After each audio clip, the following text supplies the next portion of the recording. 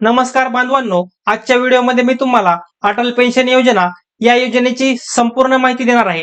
त्यामध्ये अर्ज कुठे करायचा, अर्ज कसा करायचा आणि कोणत्या व्यक्तीला 5,000 रुपये प्रति महिना पेन्शन ही कधीपासून मिळेल. बघा बांधवांनो, आपली जी अटल पेन्शन योजना आहे ही भारत सरकारनं 2015 मध्ये पंतप्रधान नरेंद्र मोदी यांच्या कार्यकाळामध्ये सुरू केली होती. आणि या योजनेपाठीमागचा उद्देश जो आहे, असंघटित क्षेत्रात काम करणारे जे नागरिक आहेत, असंघटित क्षेत्रामध्ये जे काम करणारे नागरिक आहेत, यांना वृद्धापकाळामध्ये निश्चित पेन्शन उपलब्ध व्हावी, हा या योजनेमागचा उद्देश होता. म्हणजेच ज्या नागरिकांना सरकारी नोकरी नाही अशा किंवा जे नागरिक दुर्बल घटकामध्ये मोडतात अशा नागरिकांना ही प्रतिमाहा 5,000 रुपयांची पेन्शन देण्यात येत आहे. त्यानंतर बघा, ह्या योजनेमागचा उद्देश, वय वाढल्यानंतर काम करण्याची क्षमता कमी होते आणि आरोग्याच्या समस्या वाढतात. अशा वेळी नियमित उत्पन्नाचा स्रोत नसेल तर आर्थिक अडचणी निर्माण होतात. हीच गरज लक्षात घेऊन सरकारनं ही योजना सुरू केली आहे, ज्यामुळे नागरिकांना निवृत्तीनंतर स्थिर उत्पन्न मिळू शकते. बघा बांधवांनो, ह्या योजनेमागचा जो उद्देश आहे की वय वाढल्यानंतर काम करण्याची क्षमता ही कमी झालेली असते आणि आरोग्याच्या समस्या ह्या वाढलेल्या असतात आणि त्यांना वारंवार हॉस्पिटलमध्ये जावे लागत असते. त्यामुळेच एक त्यांना स्थिर उत्पन्न निर्माण व्हावं किंवा त्यांना एक स्थिर उत्पन्न प्रति महिन्याला यावं, या उद्देशामधूनच अटल पेन्शन योजना ही सुरू करण्यात आलेली आहे. त्यानंतर बघा, अटल पेन्शन योजना ही pension fund regulatory and development authority म्हणजे PFRDA याद्वारे राष्ट्रीय पेन्शन प्रणाली म्हणजे NPS अंतर्गत चालवली जाते. ही संस्था पेन्शन व्यवस्थापन आणि नियमनासाठी जबाबदार आहे. ही जी PFRDA जी संस्था आहे, या PFRDA संस्थेअंतर्गतच अटल पेन्शन योजना ही चालवली जाते. पुढे बघूयात की अटल पेन्शन योजनेमध्ये तुम्हाला नेमकी किती रक्कम म्हणजे किती पेन्शन प्रति महिन्याला मिळणार. बघा, या योजनेत सहभागी झाल्यानंतर गुंतवणुकीनुसार दरमहा 1,000 ते 5,000 रुपयांपर्यंत पेन्शन मिळते. ही पेन्शन वयाच्या 60 वर्षानंतर सुरू होते. उदाहरणार्थ, 18व्या वर्षी सुरुवात करून दरमहा सुमारे 42 रुपये भरल्यास 100 रुपयांची पेन्शन मिळू शकते. तर दर महिना 210 रुपये भरल्यास 5,000 रुपयांपर्यंत पेन्शन मिळू शकते.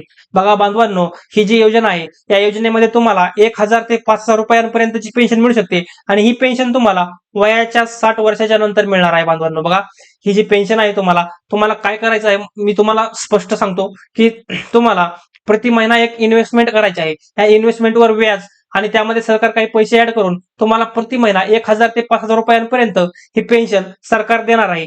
त्यामध्ये तुम्ही जर लवकर सुरुवात केली तर तुमची ही पेन्शन जास्त असणार आहे आणि तुम्ही जेवढे पैसे जास्त भरताल तेवढी पेन्शन तुमची वाढणार आहे. परंतु 1,000 ते 5,000 पर्यंतची लिमिट याला ठेवण्यात आलेली आहे. त्यानंतर बघा, कुटुंबालाही मिळतो लाभ.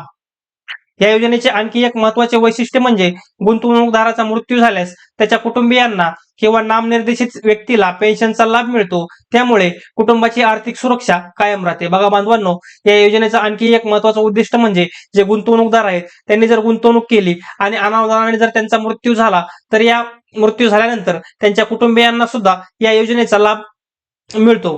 त्यानंतर बघा, पात्रता आणि अटी. या योजनेचा लाभ घेण्यासाठी नेमकी पात्रता काय असणार आहे आणि अटी नेमक्या कोणत्या असणार आहेत. या योजनेत सहभागी होण्यासाठी वय 18 ते 40 वर्ष असणे आवश्यक आहे. किमान 20 वर्ष गुंतवणूक करावी लागते. अर्जदार भारतीय नागरिक असावा. त्याच्याकडे बँक किंवा पोस्ट ऑफिसचे बचत खाते असणे आवश्यक आहे. तसेच खाते आधार कार्डशी लिंक असणे आवश्यक आहे. बघा बांधवांनो, या योजनेमध्ये जर तुम्हाला सहभागी व्हायचं असेल तर तुम्हाला सहभागी होण्यासाठी तुमचं वय हे 18 ते 40 वर्ष असणं आवश्यक आहे. म्हणजे कमीत कमी तुमचं वय 18 वर्ष असणं आवश्यक आहे आणि जास्तीत जास्त 40 वर्षाच्या आतमध्ये तुमचं वय असणं हे आवश्यक असणार आहे. त्यानंतर किमान 20 वर्ष म्हणजे तुम्हाला 20 वर्ष गुंतवणूक या योजनेमध्ये करायची आहे.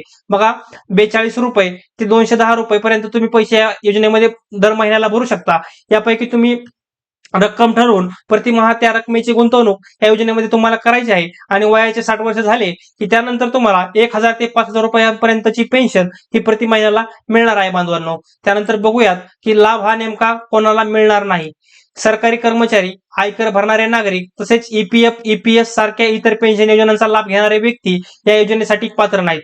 बघा बांधवांनो, यामध्ये सरकारी कर्मचारी, त्यानंतर आयकर भरणारे नागरिक, त्यानंतर EPF, EPS सारख्या पेन्शन घेणारे जे व्यक्ती आहेत, या व्यक्तींना या योजनेचा लाभ हा घेता येणार नाही. त्यानंतर गुंतवणुकीचे पर्याय. या योजनेत मासिक, तिमाही किंवा 6माही पद्धतीने पैसे जमा करता येतात. त्यामुळे नागरिकांना त्यांच्या सोयीप्रमाणे गुंतवणूक करण्याचा निर्णय हा गुंतवणूक करण्याचा पर्याय हा उपलब्ध करून देण्यात आलेला आहे. बघा, या योजनेमध्ये तुम्ही प्रत्येक महिन्याला पैसे भरू शकता. त्यानंतर तुम्हाला प्रत्येक महिन्याला जमत नसेल तर प्रति 3 महिन्याला पैसे भरू शकता. त्यानंतर प्रति 6 महिने सुद्धा तुम्ही पैसे या योजनेमध्ये भरू शकता बांधवांनो. त्यानंतर पैसे काढण्याचा जो नियम आहे, तो पैसे काढण्याचा नियम काय आहे बघा. सामान्यतः या योजनेत मुदतपूर्व पैसे काढण्यासाठी परवानगी नसते. मात्र गुंतवणूकदाराचा मृत्यू किंवा गंभीर आजार अशा विशेष परिस्थितीतच पैसे हे काढता येतात. बघा बांधवांनो, ही जी योजना आहे, या योजनेमध्ये तुम्हाला मुदतपूर्व पैसे म्हणजे 20 वर्षापर्यंत तुम्हाला या योजनेमधून पैसे काढता येत नसतात. परंतु गुंतवणूकदाराचा जर मृत्यू झाला किंवा गंभीर आजार अशा या प्रकरणामध्ये विशेष परिस्थितीतच तुम्हाला हे पैसे काढता येतात बांधवांनो. पुढे बघूया की अर्ज कसा करावा. या योजनेचा जर तुम्हाला लाभ घ्यायचा असेल तर या योजनेमध्ये अर्ज कसा करायचा बघा. ऑफलाईन पद्धतीने अर्ज करण्यासाठी जवळच्या बँकेत जाऊन फॉर्म भरावा आणि आवश्यक कागदपत्रासह जमा करावा.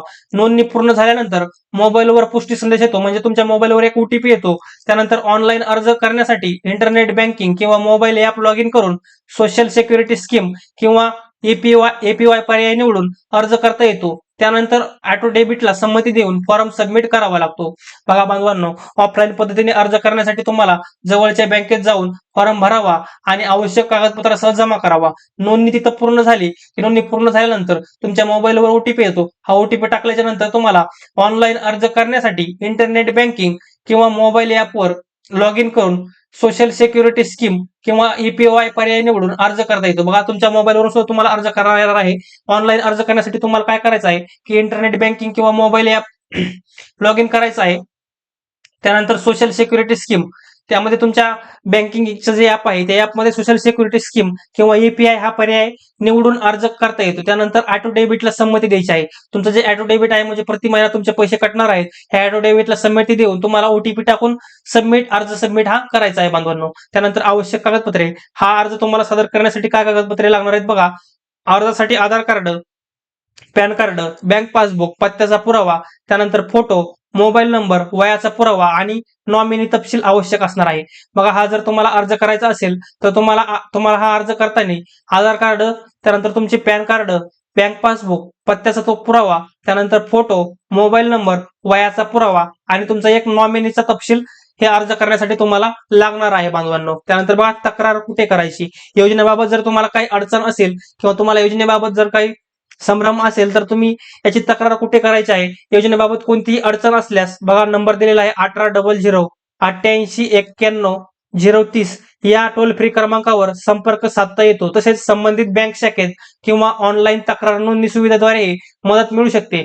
तक्रार केल्यानंतर टोकन नंबर दिला जातो, ज्याच्या मदतीने तक्रारीची स्थिती ही तुम्हाला तपासता येते.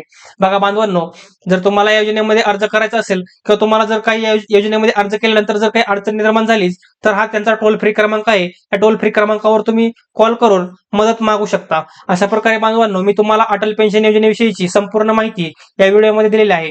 व्हिडिओ जर आवडला असेल तर व्हिडिओला लाईक करा आणि अशाच नवनवीन योजनांच्या माहितीसाठी आताच आपल्या YouTube चॅनलला सबस्क्राईब करा. धन्यवाद.